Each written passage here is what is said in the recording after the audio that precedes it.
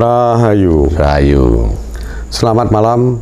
Kita bertemu lagi di Paguyuban Seni dan Tradisi Sasana Dharma, yang mana kita mau berbincang-bincang sama Pak Toto yang terkait dengan dupa. Yang selama ini banyak yang mengatakan kalau dupa itu membakar dupa, salah satunya itu syirik, ya. Ini jadi leluhur kita dulu itu memang belum ada pabrikan, yang ada itu hanya dari pohon dan alam yang ada itu. Sekarang diwujudkan dengan pabrikan. Begini Pak Tok, jadi ini tadi salah satunya ini tentang dupa. Jadi manfaat dupa itu seperti apa Pak Tok? Jadi biar nanti tidak dikatakan syirik. Ya, selama ini. Jadi sebelum kita berbicara tentang pedupaan ya, otomatis dupa itu ada keterkaitan korelasinya dengan orang-orang spiritual, satu ya. Terus kedua, dupa itu berfungsi sebagai aromaterapi. Terus ketiga, dupa itu adalah mempercepat proses untuk keheningan. Nah, jadi sebelum kita bahas, itulah tiga apa yang harus kita bicarakan tentang pedupaan. Oh, berarti untuk apa?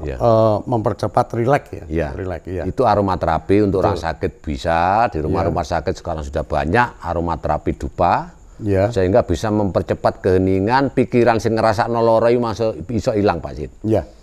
Itu satu.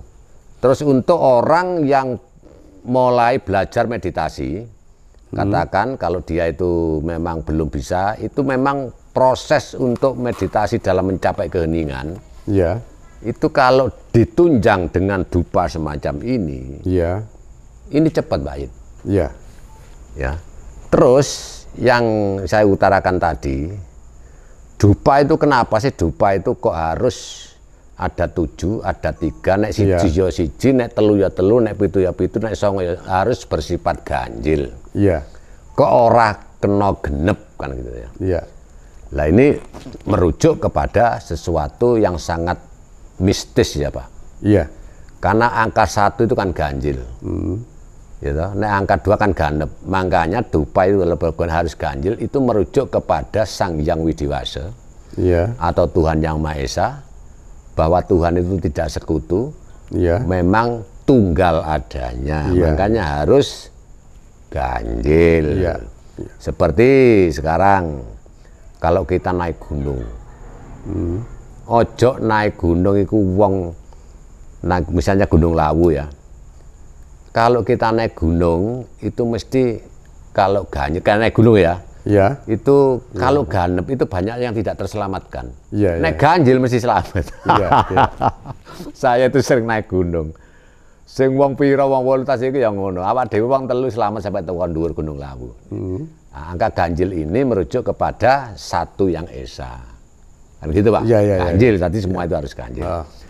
Jadi kalau pedupaan songo, ini tujuannya apa? Kalau Pak Yid bertujuan ingin meditasi, ingin menuju kepada keheningan, kepada Sang Hyang Widiwasa, Tuhan Yang Maha Esa, yaitu Sang Hyang Tunggal, katakan kalau di dalam. Kenapa harus 9? 9 itu merujuk kepada yang namanya Babahan Nawa Songo. Manusia itu kan punya bolongan songo. Betul. Gitu? Loro, siji. Ya, ini kan 9. Yang di sini kan 4. Ya kuping ini, dan sini. Ini kan 9. Orientasi orang Jawa di dalam melakukan meditasi spiritual di keheningan malam, itu kita harus dibantu dengan pedupaan yang berbau harum seperti mawar, seperti melati yang juga saya lakukan setiap hari itu. Saya lebih senang bau-bau melati. Tapi saya bakar dupa di dalam kamar itu ya wis saonoe lah, supaya tidak boros-boros. Pokoknya kalau harumnya itu bisa 1 ya 1, kalau 3 ya 3. Kamar gosak bongkok. Enggak Pak Yid, itu juga pemborosan. Tapi intisarinya konten kita itu meditasi ku nek wis iso nutupi Babahan Nawa Songo, manunggal, madhep mantep marang yang Wiseso yang agung. Lah ini bisa kita itu ngelangut. Ngelangut itu bahasa di dalam meditasi transenden. Lah penyambungan masalah dat kita kepada Tuhan Yang Maha Esa hanya kita yang tahu. Manusia tidak ada yang tahu, tidak ada yang bisa menilai. Dan yang bisa merasakan manunggaling kawula Gusti itu hanya diri kita sendiri. Jadi kalau ada orang saya ini, itu omong kosong. Orang meditasi itu bisa 10 detik kosong itu sudah luar biasa. Orang meditasi sampai jam-jaman, itu gak meditasi, itu jenenge ngorok, keturun. Berarti ini Pak Toto ya salah satunya meditasi itu yang dikatakan Pak Toto tadi sedetik atau berapa itu ibaratnya ada yang mengatakan khusyuk pada saat itu ya, khusyuk. Nah itu salah satunya tadi diceritakan oleh Pak Toto bahwa kita punya 9 bolongan. Songo itu ya, tadi. Bolongan songo Pak. Ini salah satunya pengendalian Pak ya. Jadi semua harus dikendalikan dan seenaknya sendiri. Ya, jadi gini, yang disebut pengendalian itu, nek manusia Pak Yid, manusia seperti kita itu kan masih mempunyai rasa. Rasa angkara murka, jek rasa iki, jek mambune irung, mambu trasek, mambu dan sebagainya. Ini kan ndak bisa karena ini sudah kodrat.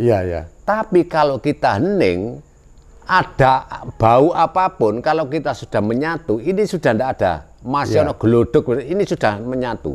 Artinya iki jenenge nutupi.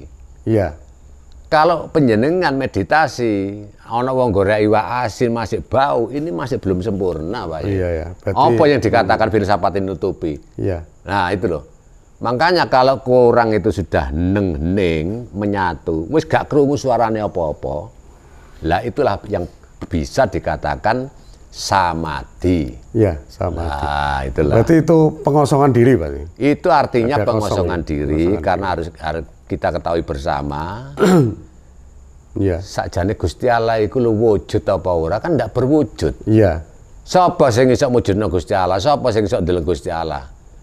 Sudah dikatakan di dalam kitab apapun. Gusti Allah iku ora lalang, ora wadon, ora akhir, ora awal, ora akhir, ora zaman, ora dan sebagainya. Dan perwujudan itu kita harus kembali kepada apa yang disebut kekosongan. Tapi kalau manusia masih menciptakan perwujudan, itu ada dari pikiran.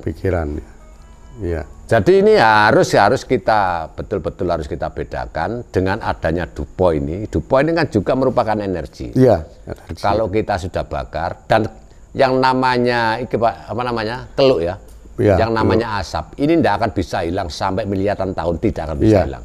Terus ini tidak bisa hilang, Pak. Dupa yang penjenengan bakar 10 tahun yang lalu ini masih ada. Dupa ini adalah energi, perwujudan energi.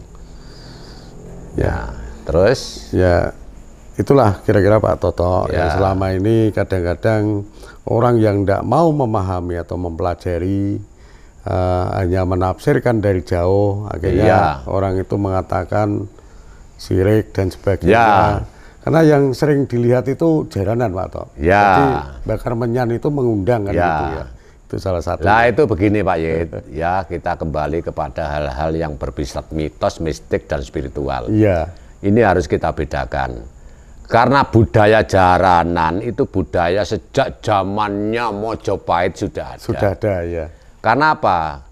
Orang kalau kita kalau kita melihat pertunjukan supaya pertunjukan itu kelihatannya hidup, serem dan sebagainya. Kita itu istilahnya nyeleh, Pak. Bukan terus ini dikatakan kita itu nyembah setan dan sebagainya. Nyeleh. Nyeleh kepada makhluk-makhluk ya juga ciptaan Tuhan, gitu, yang bisa menari seperti jaran. Seperti apa? Itu bisa. Orang Jawa itu punya kemampuan luar biasa. Bisa mengundang roh-roh hewan, bisa mengundang roh-roh ini.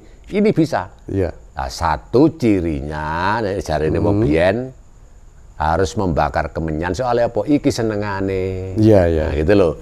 Lah terus diasumsikan lagi bagi orang yang berpikiran dangkal karena mereka tidak mempunyai akhlak dan tradisi, adab dan tentang budaya Jawa. Dikira kita sembah. Iki sirik lah, terus sirik.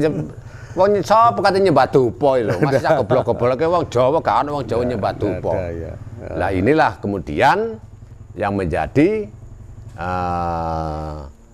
apa ya, menjadi viral dari sini dari sini. Oh iku aja nyembah dupa iku sirik dan sebagainya. Lah inilah. Iya. Iya. Jadi itulah Pak Toto ya selama ini semoga dari keterangan Pak Toto ini bisa dipahami oleh berbagai masyarakat, utamanya yang tadinya menafsirkan salah itu biar tidak menjadi salah. Betul. Demikian pemirsa bincang-bincang kita dengan Pak Toto yang selama ini menguraikan apa makna dari dupa itu sendiri dan manfaat dupa itu sendiri, salah satunya juga sebagai aromaterapi yang di situ tidak ada unsur siriknya. Demikian, terima kasih Pak Toto. Ya. Bisa ketemu lagi nanti bincang-bincang yang lain. Ya Pak. Salam Rahayu. Rahayu.